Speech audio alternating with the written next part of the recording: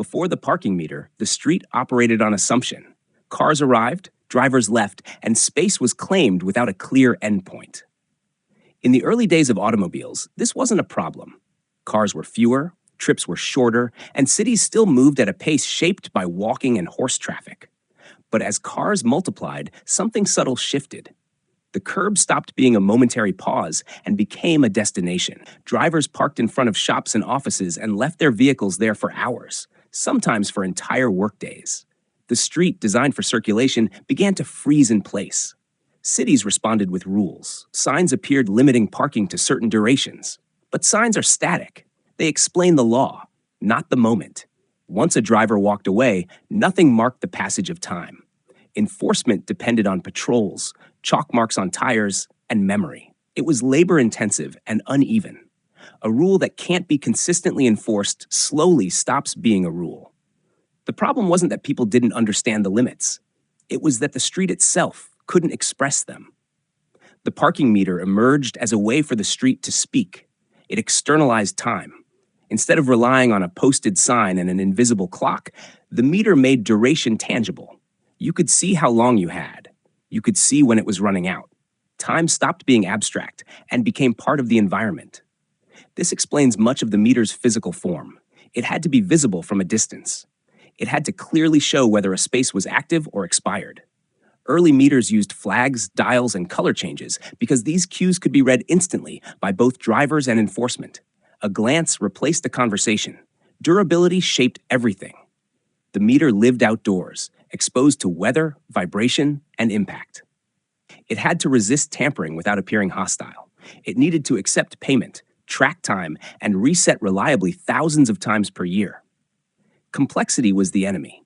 The simpler the interaction, the fewer points of failure. There were trade-offs everywhere. If the meter was too strict, it would frustrate drivers and harm businesses. If it was too lenient, spaces would remain occupied. Pricing had to balance turnover with accessibility. The meter became a tuning device for human behavior, not just a timer. This is where the realization begins to form. The parking meter is not primarily about revenue. Money is not the goal. Money is the signal. Paying does something psychologically important. It marks intention. When you insert a coin or tap a card, you acknowledge that this space is shared and that your use of it is temporary.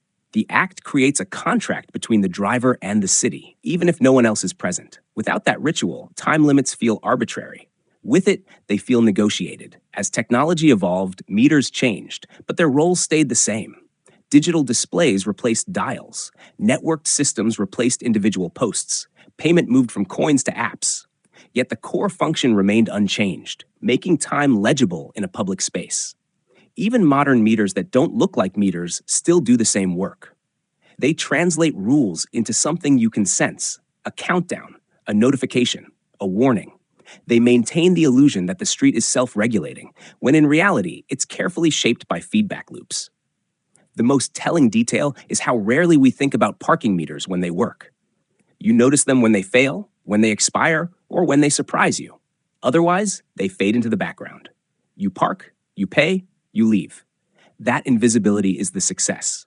The clear moment of realization comes when you recognize that the parking meter is a conversation between space and time. It exists to prevent stillness from becoming ownership.